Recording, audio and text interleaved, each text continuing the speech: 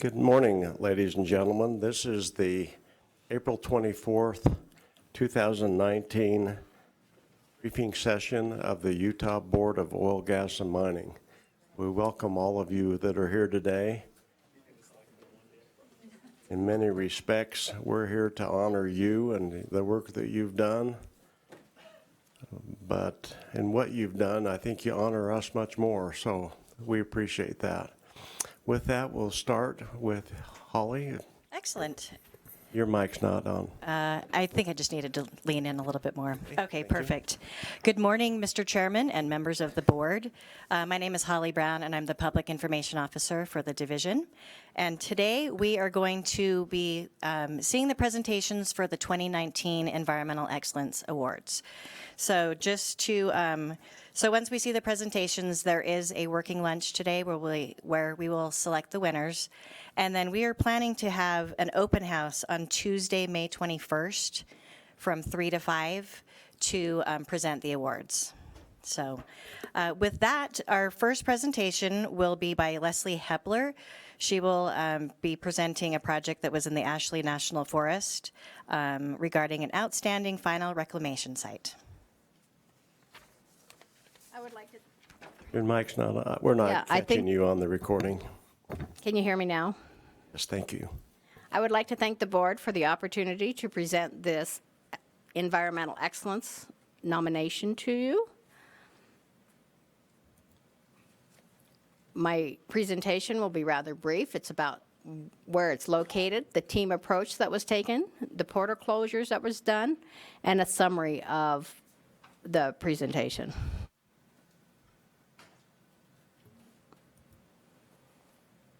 This site is located 171 miles via US 40 out in Duchesne County. From Salt Lake, you can go along US 6 or you can go up US 40. It's on the southern flank of the Uinta Mountains. From Roosevelt, you go north 25 miles. And if you were to Google the site, anybody can Google the site. It's pretty popular because it's a natural sink. And you can come up with the Pole Creek sink location. The Pole Creek sink location on this slide shows that it's at the end of the road. You can actually zoom in and see that there's a high wall, which is a dark shadow. The red arrow shows the actual location of the sink. The large blue arrow shows the direction the water is flowing into the sink, and that shorter arrow shows the area where the water flows out of the sink. There is no natural drainage out of this sink, and that's why it's kind of a popular tourist spot. We took a team approach to closing this area. There was a portal and a window. Dave Herron, who's sitting right behind me, was a Forest Service geologist and minerals administrator. He spent 4 years contacting the Idaho office to get their specialists to come down here to do these closures. In addition to Dave, Jason T. Ringtenberg, an AML specialist, also worked on this. He's done over 5,000 mine closures. And he came all the way from Idaho with everything needed to close this portal and the window. But in addition, John Robinson from DNR, the AG's office, and Christy Groves, who was a district ranger, and Scott Bingham, the Forest Service engineer, we all met on site back in 2015 to start this ball rolling. On the two pictures, the upper picture shows the team, and the lower picture shows John Robinson, if any of you remember John. He was a pretty tall gentleman, and that's kind of the scale of the size of the portal. So it was important to me to recognize our partners that we deal with, and we have a lot of different partners, and they're private property owners. When I do a closure, make sure the private property owners are satisfied. There's federal owners, including the BLM, National Forest, and others. State owners includes, SITLA and Forestry Fire, state lands. We work with Department of Environmental Quality, DAQ, any of these different counties and local entities. So this is kind of a unique nomination that we are recognizing one of our partners and not an operator, but I think our partners are very important for the job that we do every day. So if you're inside the portal looking out, you will see where a road was reclaimed years ago. If you follow the arrow down, this was a switchback that came down. And you can see, the nice area that had been done. It was a bit of a hindrance to us that now had to carry everything down the hill to the portal.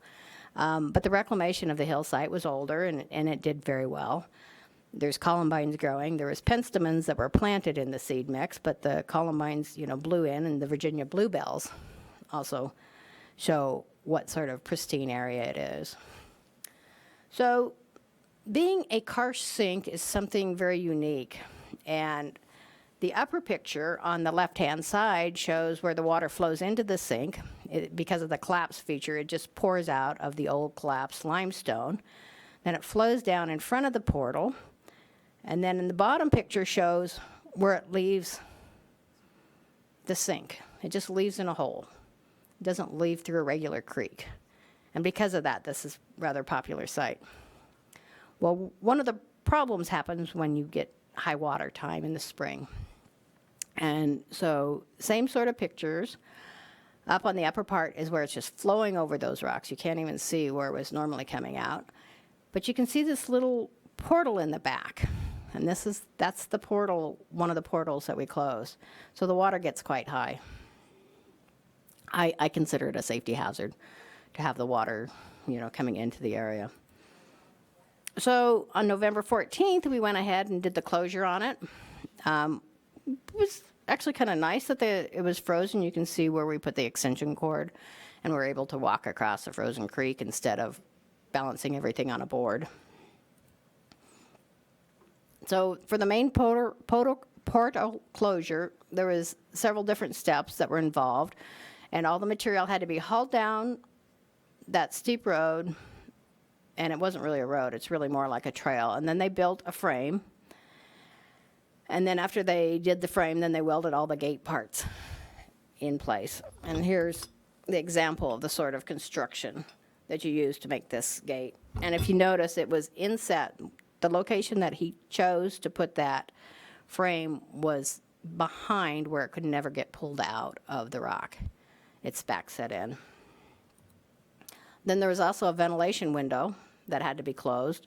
And here's a picture of, once again, hauling the materials down the hill, welding them together, and the final picture of the gate is behind the rock, so it can't get pulled out. So in summary, OGM didn't hold a bond for this site.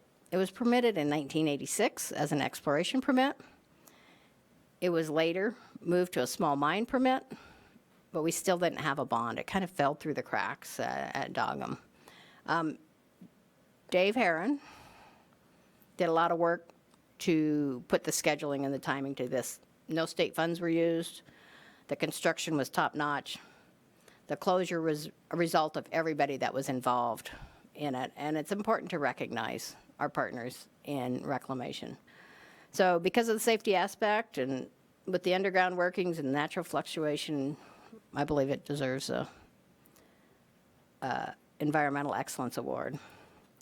So last time I think I got a question on how to get to places, so I included a driving map for you. You can take the short route, or you can go down and go back up 191. Is there any questions? Carl, go ahead, please. How far does that tunnel go back in? It parallels the surface, and then it goes back about 70 feet back in. Is that correct, Dave? I'd give it closer to 100, but yeah, that's pretty close. Any other questions? Questions on the left? Any questions on the right? What was the original purpose of it, or what? Mike's not on. So the original purpose of that was, I believe it was exploration for gold. you don't know if they found any gold? I don't believe they found any based on the alteration, or the, shall I say, lack of alteration in the package of rocks in that area. When he left there, Dave would have found it. So. That is correct. Thank you very much. We appreciate that presentation.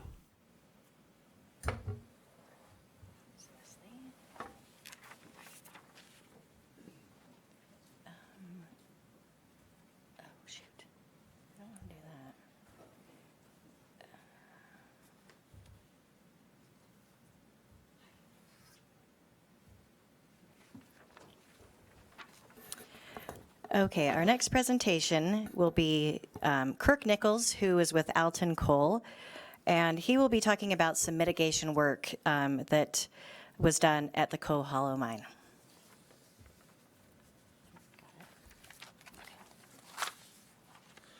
Good morning. Welcome. Sure, you can hear me here. You need to speak closely to the mic so that it gets picked up on the recorder. All right, does that work better? Yeah, that's better. All right. That's fine. As Holly said, my name is Kirk Nichols. I'm the environmental specialist with Alton Coal Development. I'd like to thank Priscilla Burton for nominating us for this mitigation site project, and I'd like to thank the board for allowing us to come here and consider the project for the Environmental Excellence Award. Also like to thank some of our partners, some of our team members that helped out with the project: Frontier Corporation, USA, Peterson Hydrologic, Rosenberg Associates, Progressive Contracting, and Mount Nebo Scientific. The Coe Hollow project's in southern Utah, down in Kane County near the town of Alton. This here shows the project. The south private lease here is where we originally started the mining, and the north private lease here is where we're currently mining.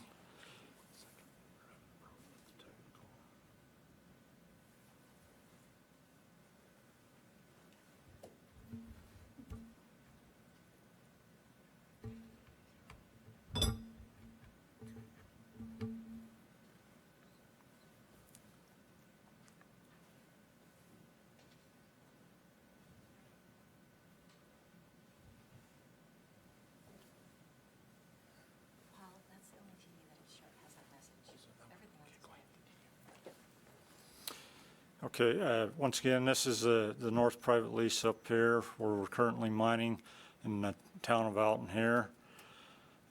This project arose from beginning the north private lease and the permitting of the north private lease. There's some wetlands included in that private lease, and we had the need to either reestablish the wetlands on site at the north private lease in our reclamation, or provide for wetlands somewhere else. And due to the kind of technical difficulty of putting, saying that we're going to put it back in our final reclamation, that didn't seem too probable. There is a chance that we can reestablish the wetlands there, but the wetlands were down in an erosional feature. So we chose to do an off-site mitigation. What that done for us is allowed us to go ahead and proceed with providing the wetlands ahead of mining the north private lease through them wetlands. And kind of zoom in, show you here on the wetlands. This is Kanab Creek coming down through the property. Our mining does not disturb Kanab Creek, with the exception we did propose a crossing down here that would disturb a little bit of wetlands. And the main wetlands that we're providing the mitigation for were down through the center. Like I say, the possibility of recreating them wetlands, there is a chance of doing that in our final reclamation, and of course that would be preferable, and it'd be a lot cheaper for us because it's the part of our operating cost.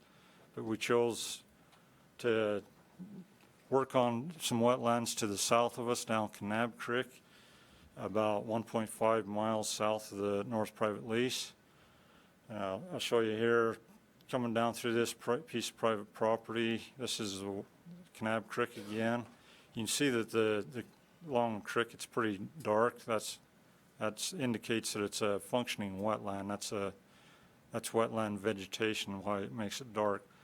But in about right here where you cross the road, you see that in the photo it appears white. So in this area, the wetlands are completely gone. They're non-existent with it. Well, there was a little remnant of about 0.15 acres of wetland. But on down through from this road on down to another road crossing about in this area right here, that's where our project is. It's about 1,900 linear feet of the stream channel. Zoom in kind of. So the wetlands here were totally blown out.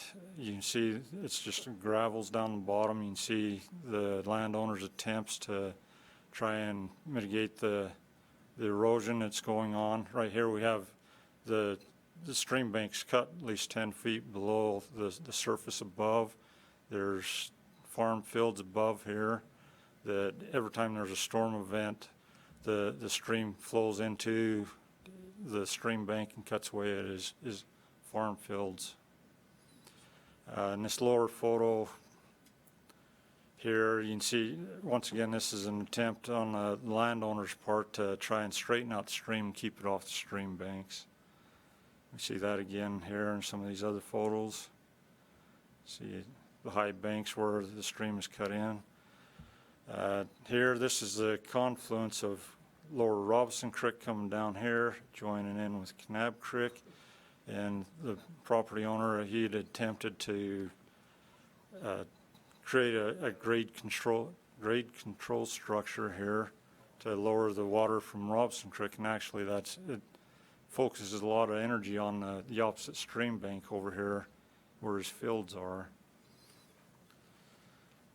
Once again, we see a close-up here of the grade control structure that he done.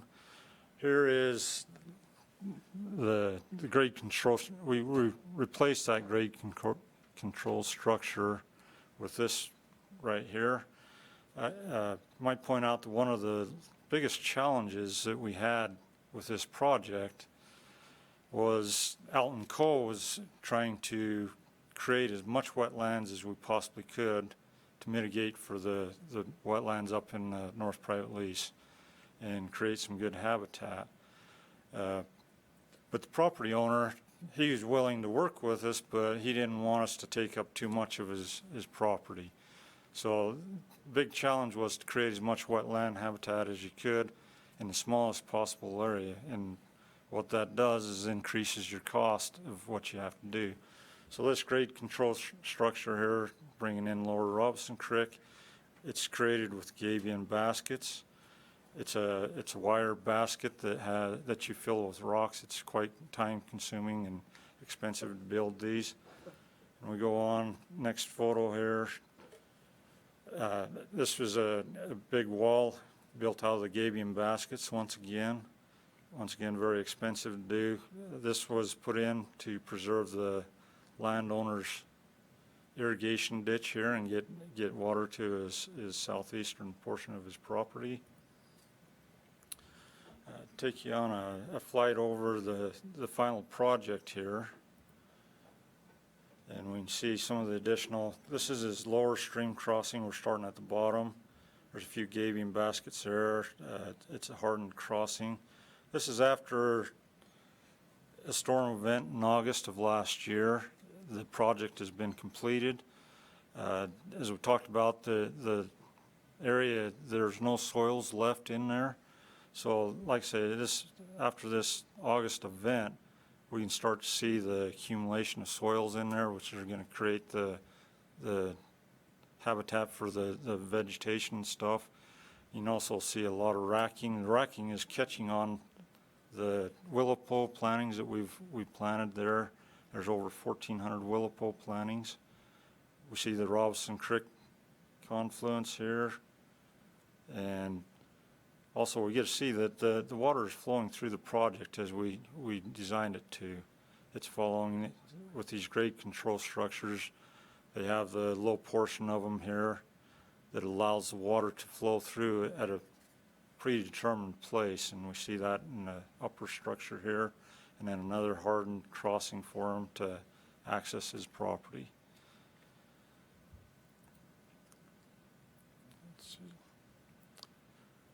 Once again, we can see in this photo, we can see the large wall down below, Robinson Creek. I believe there's a grade control structure down here. one here, and the upper stream crossing here. Of course, one of the opportunities that we took, there was nearly 30,000 cubic yards of material that was cut to create the banks, and we had to do something with it. And the property owner, what he wanted, one thing that he wanted was to be able to gain some more farmable land. And we can see here below Robinson Creek, we see an old oxbow in this area here and one downstream here. And if you look in the photo, we placed a lot of that extra material that we had in those two areas, and here down south. This one down south, that's clear outside the project area. Had nothing to do with it, but like I say, it gave us the ability to work with the landowner and give him a little bit more land to irrigate here. And filling them areas, it makes it easier for him to irrigate without doing further erosion to the Kanab Creek stream banks.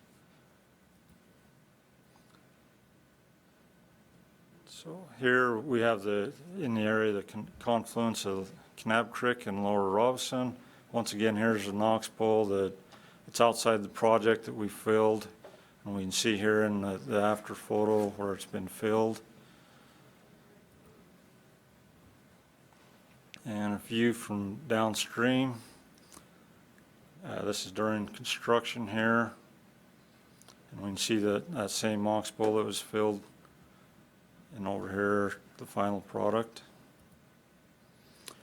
There's a pre-project photo and a post-project photo. You can see that we've done quite a bit of earthwork, widening out to get the riparian area, the wetlands that we need, but we've also added quite a bit of area to his field by filling the oxbow.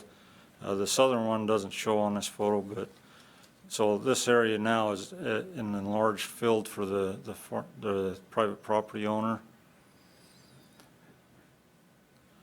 And you can see that here he's already got it planted in this photo. Here's a recent photo in this year in March, spring runoff, and we can see the project working. We can see the fence that was installed to keep the cattle out, and it allows the wildlife in. And it's still a young project. The wetlands will come in over time, like we've seen in the photo after the storm event. The soils are starting to build in there, and next thing will be the vegetation will come in. And they'll provide some pretty good habitat for the wildlife. It'll be much better habitat than what we would have ever created up on North Private Lease with the 14,000 willow plantings that we put in there. Might add that so far that's had one growing season on them willows, and we've had 90% success on them willows taking hold. This project is, the focus was to create in-kind wetland habitat for the North Private Lease, and we were able to do that in an area that was damaged on Kanab Creek. We've improved the flow of Kanab Creek by removing the erosive mechanisms. We've anchored the stream channel, stabilized it. We've filled additional oxbows for the property owner, giving him some additional farm ground. And as you've seen in the photo, in the video there, we've started to retain sediments in there, which will improve water quality. And we fenced that project to keep the cattle out and still allow wildlife. Any questions? Questions, board members? Mitch? Do you know what had caused the creek to incise through the sediments in this area initially? Was it farming, ranching practices or something else? I would think most likely it was maybe overgrazing, maybe his trying to alter. There at the confluence of the Robinson Creek and that, it looks like they had relocated Robinson Creek, and then after that fact they put in a grade control structure, and that probably blew out Kanab Creek below, because it, rather than being a drop structure and reducing the energy of Lower Robinson, it was focusing the energy on Kanab Creek. So that's probably what started things to blow out and erode away. Thank you. Understand? How many acres of wetlands were you initially, well, I guess in the project, how many acres of wetlands were you going to be disturbing versus how many are you creating down here? Okay, so in the North Private Lease, there was approximately 2.43 acres of riparian wetlands. And in this project, we hope to create on the 2-year floodplain, we hope to create about 3.27 acres of riparian wetlands. This project looks like it's much larger than 3 point, and I understand why, but the extra work that you've done creating additional farmland and improving the channel is much more than the. Yeah, and cutting back the stream banks, what's enclosed in the fences there is about a little over 5 acres, I believe. It's, yeah, just a little over 5 acres. I don't remember the number exactly. But. Other questions? Mr. Moon? So those oxbows that you are able to restore, is he able to irrigate those and get those growing? Yes, they are already planted and growing. The runoff, you said, is protect now the. Yeah, so being it's squared up, it makes it easier for his irrigation practice. He flood irrigates, so he can time things better. You know, you don't have short runs on his irrigation and long runs he's got to deal with. He can even things out. So. Thank you. Thank you very much. Appreciate it.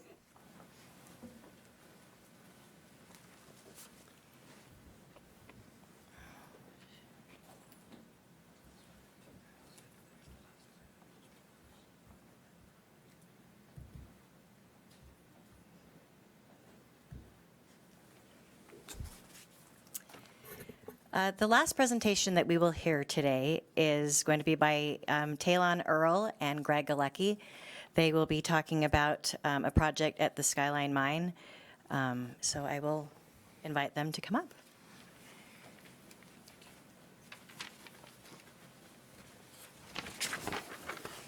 Good morning, board members. Want to start out by saying, we're happy to be here and excited to talk about our project as far as mining due seismicity.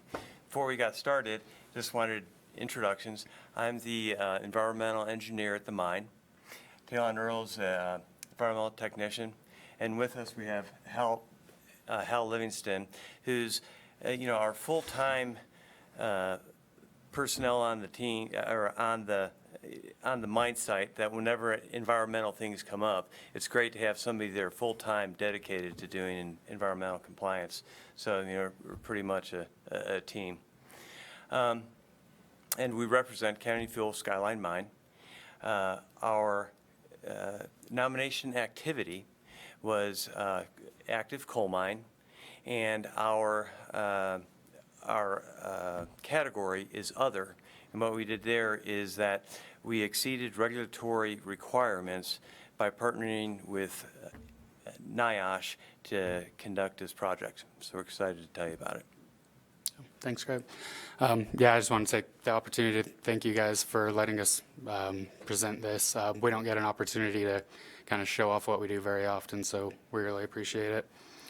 To begin, we just kind of want to orient everybody with where Skyline Mine is. We're about 2 hours south, 90 miles south of Salt Lake City.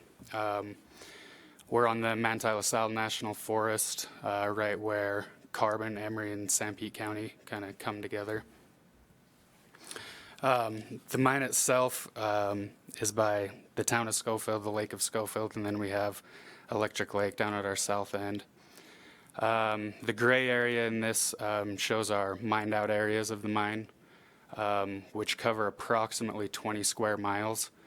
And of that, we only have about 139 disturbed acres in that, so we're pretty proud of that. The magenta area in this represents our future mining in the Flat Canyon lease.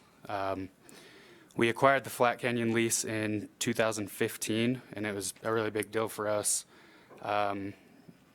It pretty much meant an extra 12 plus years of mining for us, so it was a really big deal. A stipulation of that lease was to monitor Bulger Reservoir and the Bulger Reservoir Dam for acceleration due to mine-induced seismicity.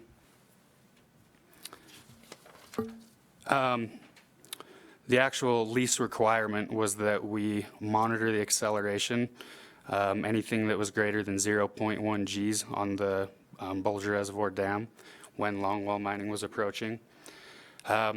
We could have done this with just one seismic station, one sensor on the dam, but instead we chose to partner with NIOSH to do a full mining-induced seismicity study. As part of our partnership, Skyline provided the labor for all the installation for the sites, the continued maintenance, and then the monitoring and collection of the data. NIOSH provided the technical expertise for both the installation of the sites and then the communication to the mine and the data analysis. The cost of the equipment was shared by both parties. Goals for this project, NIOSH was a little bit more academic in what their goals were. They wanted to do a mining-induced seismicity study and how it affected underground workers' safety. Skyline's goals for this was kind of help us prepare a plan to adequately protect Bulger Dam, and then also just give us another tool in predicting subsidence impacts just in all the areas that we mine. We knew that it was going to take a little while to get this seismic, the permanent seismic network set up, so we wanted to start collecting data as quickly as possible. So we did a series of temporary deployments of these seismic stations. The first one that we did was about 6 miles north of the Bulger Reservoir in Winter Quarters Canyon that was directly over our 7 left panel. This first deployment that we did was in October, and it had actually already snowed once that year. And that snow combined with the remote area that we were in and then the steep terrain made it a really challenging project to get this first deployment out. These temporary sensors, you can see what that guy's holding in his hand right there, kind of small. You just bury them about a foot under the ground, and you just leave them there for 3 or 4 months until their batteries die. And then at that point, you come back out and retrieve them. We would always mark them with the GPS, but I mean, that GPS only gets you so close when you're going back out to retrieve them. So we found that we needed a metal detector to actually find their exact location every time. And then here's just a map of our temporary deployments. You can see Bulger Reservoir right in the middle of our Flat Canyon lease that's outlined there in the green. That first deployment that we did was those red dots up at the north. It's really far away from where our mining is going right now, but NIOSH was really excited about doing that panel because they don't get an opportunity to monitor single panel districts very often, so they were kind of excited about it. This is just a zoomed up view of our 7 lift deployment. You can see our mine workings in red, and then that red shading right in the middle was the longwall mining that happened while our deployment was out. And then those blue flags are where the sensors were. Some of the results of this deployment, with these events right here. So the sensors marked the location of all of the seismic events that happened and then the magnitude of them. One thing to point out, so you think of magnitude, normally I think of a Richter scale. This is actually in moment magnitude, which they said is really close to Richter, but it's a lot more accurate at these lower levels of seismicity that you get with the mining induced stuff. So,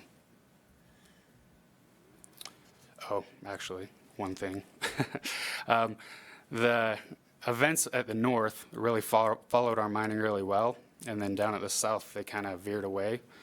NIOSH didn't for sure know if the sensors were locating those wrong or if that ridge that was running there was playing a part in the seismicity. In any case, though, these temporary deployments that we put out really helped us calibrate our permanent stations. They really helped us know what to expect when we did these permanent stations. So this is just a network map of our entire network with the temporary stations and then the permanent stations also. The permanent stations are the little yellow triangles right there. We really tried to put the network around where we would be mining, but then also try and cover some of the stuff that was mined out. NIOSH wanted to kind of see what seismicity was going on in the gobbed out areas of our longwall mining, and then obviously where we would be mining. All of these stations right here communicate with each other and then end up communicating with the mine through some repeater antennas. You can see a couple of those repeater antennas, the yellow circles, through telemetry. One really hard part about this, though, was that they had to communicate through line of sight, and just trying to cover this big of an area with the topography that we have there, really mountainous, a lot of time was spent on locating areas that all of these things could see each other and communicate properly. With that communication, it will give us real-time data, which then we can set up alerts whenever we have events of certain magnitudes. Anyway, should really help us out getting the real-time data. At these permanent locations, a lot of equipment had to be brought up to them. One thing to point out, the Bulger Reservoir site that we were going to do was very accessible. I mean, we were going to put it right on the dam of a reservoir. There was a road going right to it. These other sites that we chose to do surrounding our mining was pretty remote. And for every one of these sites, I'm just going to read off a list.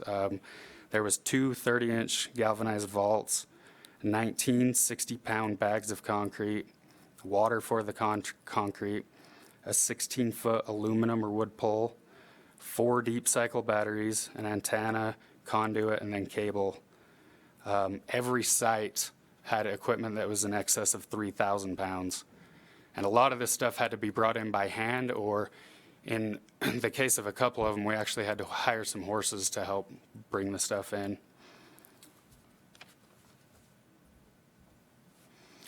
This is just a picture of one of our finished locations overlooking Upper Huntington. And just to point out again, any of the digging right here, the concrete mixing, the trenching, everything like that was done by hand. And these sites are permanent, but they will be reclaimed in 5 to 10 years whenever this project's finished. In summary, we ended up installing 5 permanent stations with telemetry and deployed over 30 temporary stations when just the one site on the Bulger Dam would have been enough to satisfy our permit. And then our partnership with NIOSH in this project will hopefully contribute data to establish safety and subsidence standards industry-wide and help other mines across the country. So, thank you very much. Any questions? Thank you. Questions? Rich? Any surprises or any interesting outcomes from the initial data collection? I don't know about interesting. There's definitely, they're seeing a difference in the orientation of longwall panels. They can see a difference in seismicity that way. And also, they see a seismicity difference when we have a really big taper on our longwall.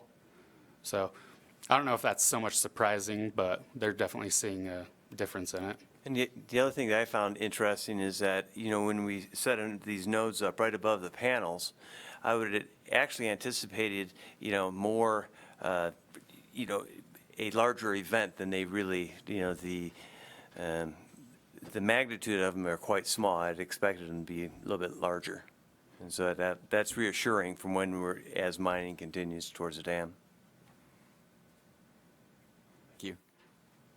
Questions on the right? Big is Bulger Reservoir. Oh, that's interesting because Bulge Reservoir originally when it was built in 1934, it was almost 30 acre feet. Well, now when we actually did a survey of it and it's under 20 acre feet, it's about 19.5 acre feet, which is significant because there's far less, the magnitude of anything that's going to happen to it is far less when you're, storing less than 20 acre feet. Other questions? Seeing none, thank you very much. We appreciate that. Congratulate you all on the excellent presentations. To you, Mr. Baza, Director Baza, pardon me. Thank you, Mr. Chairman, members of the board. Holly has consented to have me close out this portion and just cover a few brief things for the division as we close out our briefing session. Again, as the chairman mentioned, my name is John Baza. I'm the director for the Division of Oil, Gas, and Mining. And I want to thank all of the presenters today, Leslie, Kirk, Greg, and Talon. They did an excellent job, and I think that it's representative of the responsible development that's taking place in the state of Utah with our extractive industries. I congratulate these companies for the work that they're doing. I suspect there's a lot more such work that is going on out there that we're not hearing about, but I think as we move forward with the Environmental Excellence Awards, we'll certainly look for those opportunities to recognize those companies into the future. The only thing I wanted to do, we don't have any other items on our briefing schedule to talk to you about, but I thought I would look at some calendar items. And as Holly mentioned, the day before the May board meeting, which is scheduled for the 22nd of May, we're going to do the awards open house for the Environmental Excellence Award. Once the board decides who the winners of the award will be, we'll recognize them at an open house from 3 to 5 in the afternoon. And of course, you will, I would hope that all the board members would be in attendance of that, but we'll also open that up to division staff, and certainly all the award winners will be there.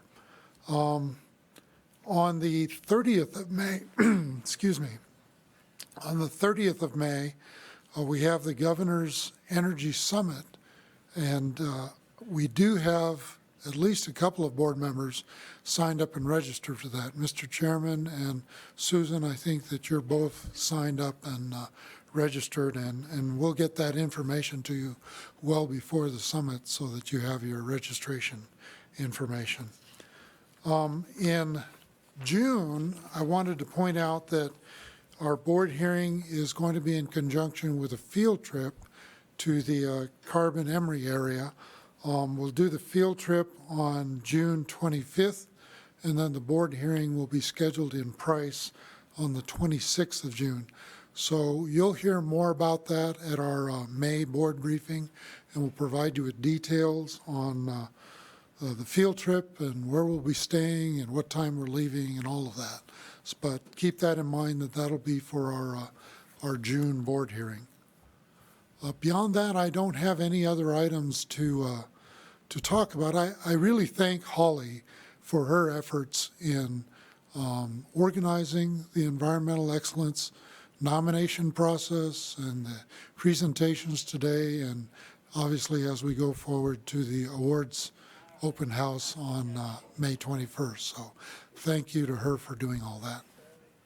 John, would you do a couple things for me? Sure. Would you tell the board about what you did with our congressman yesterday, and then what you're doing and on the water task force that you're involved with, and describe the task force and explain it to the board? Certainly. Yesterday we had a energy roundtable that Representative Curtis put on. It was in Sandy. Board members Hanson and Chairman Gill were there. He was just accepting some comments from the energy development community, and it included both renewable people as well as extractive industries in our traditional energy industries. And I was invited to be there. I held up my placard and said I wanted to make a couple of comments. And I pointed out the good work that's going on and the potential for development for horizontal drilling in the Uinta Basin. And I also highlighted that all of our extractive industries are doing good work with responsible development in Utah. But I also said that one of the areas we're looking at for innovation is not just in the horizontal drilling and hydraulic fracturing, but in how we're going to manage in the future the produced water and how it's being used from our oil fields. We've seen in areas like West Texas and North Dakota that the amount of produced water coming out with the production on these horizontal wells is huge, and it's overwhelming their ability to dispose of it, either deep well injection or by evaporative means, and it's just a huge concern for those states at this point. We're not quite there yet, even though our production numbers are up from horizontal wells. We don't have the huge volumes that we're dealing with.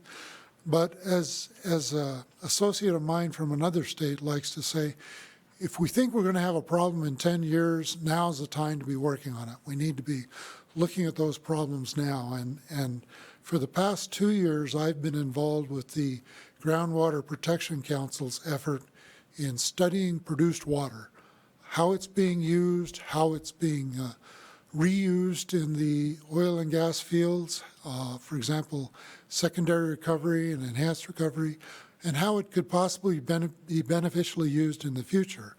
Like I said, we spent 2 years on that. We had our initial organizational meeting here in Salt Lake City back in July of 2017, and we just received the approval of the Board of Directors of the Groundwater Protection Council that accepts the study that we've produced, and it's going to come out for printing and publication probably in mid-June. And certainly we'll make sure all of you as board members get a copy of that. I would like to do a briefing on that report, a full briefing on it at a future briefing session. But we're happy to have gotten that done, and it, in a nutshell, it's showing that there is room for developing this produced water into a resource instead of looking at it as a waste, which is what it has traditionally been looked at. And I think that we've got some very good baseline, and it's a comprehensive study that's going to show this is how it could be used in the future. And I just wanted to point out that even if we don't view the produced water coming out of the oil fields as a boon to agriculture or likely not in human consumption, I think if we can displace some of the existing uses of fresh water in society, and the volumes would be tremendous by looking at the produced water from the oil field, it's going to have a net benefit to society to make that fresh water now usable for another purpose. So it's an exciting prospect. I'm proud to have been involved in the effort, and look forward to that coming out in mid-June to late June at this point. Thank you very much. Any questions, board members, the director on that? Thank you. I'd also like to comment and thank the director and John Rogers for their involvement in the Uinta Basin Hydrocarbon Conference. Susan and I both said that, Susan Davis and I both attended and said, oh, Gordon was there too, I beg your pardon. And then we also did a tour out into the some of the facilities out there, and we concluded it was the best conference that we've attended in terms of high-level experts, company executives, total information received. The tour itself, it was just really excellent, and so we thank both of you and the staff that were involved in that and making that thing such a success. The turnout was wonderful. It was at the Duchesne County facility or Centennial Center, and it was just packed. And it was a really good meeting. So with that, I think we'll take a break till about 5 after Okay. and Thank give you, Mr. everyone a Chairman. chance to